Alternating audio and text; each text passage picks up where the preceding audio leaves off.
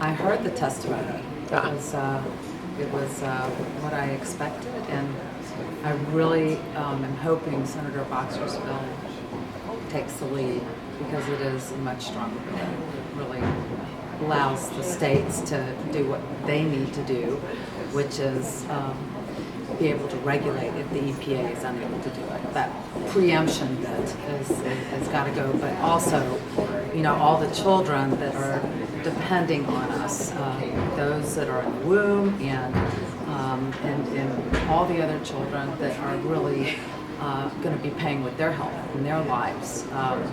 So I'm just glad to be here. I'm going to see a few senators today and tomorrow to ask them to vote no on this bill, the Better UDAW bill, and because we need much stronger protections for our children that this bill proposes. It's getting better. It's moving in the right direction. Do you think that we have an opportunity to actually get stronger legislation kind of in our lifetime? Well, that's what we're hoping to do, and that's why I'm a supporter of Senator Boxer's bill, because I think it is much more protective and it will allow states to also regulate those potentially toxic and harmful chemicals.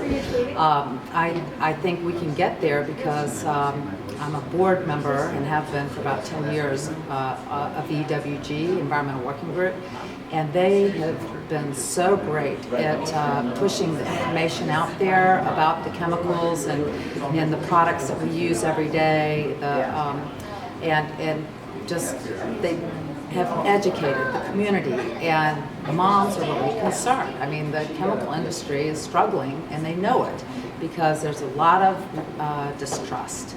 And I'm one of them. I was part of the first intergenerational study for about 80 chemicals. My father, Tetar, and myself. My son, who was 12 years old, this was about 10 years ago.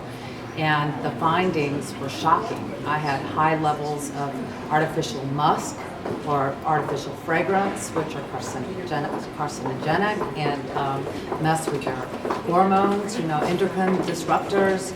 And then my son had very high levels of flame retardant chemicals and Teflon type chemicals that can be very hazardous to your health.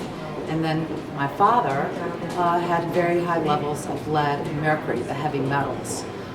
So there's a lot of different exposure going on between the generations, and I think our children have become the canaries in the coal mine from the moment of conception. And EWG has the 10 Americans, which you can see online at the website. A study that the Red Cross and Commonweal and Environmental Working Group did, they looked at cord blood from babies and realized, and these were babies in the womb, that those children were being born pre-polluted. They would be born pre-polluted with 300 industrial chemicals in their blood. And I think that this is unacceptable, and I'm glad to see that there's movement on this kind of legislation because it's badly needed. TSCA reform has been on, my priority list for a long time, and EWG's priority list, and many other environmental groups, including EDF, who's the only one group that came out in favor of this, of the UDAW Better bill. So hopefully we'll be able to move the ball forward, get a much more protective bill, and I think Senator Boxer's bill is going to be the one that makes that happen. So hopefully we can change it up and do the right thing for our children and future generations.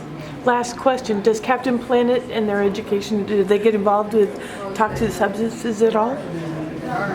We really don't per se, but as children learn through project-based learning and learn science out in nature, they come to a better understanding of what all of the chemicals are about. And I think that young people are paying much closer attention to what's in their environment than they used to. The information's out there. We know how connected young people are to information and how important it is. So they are going to rise up and say, this is enough. You know, you guys in DC are making decisions that are going to affect our health and the health of our children in the future. So I think we're going to hear a lot from these younger constituents as well.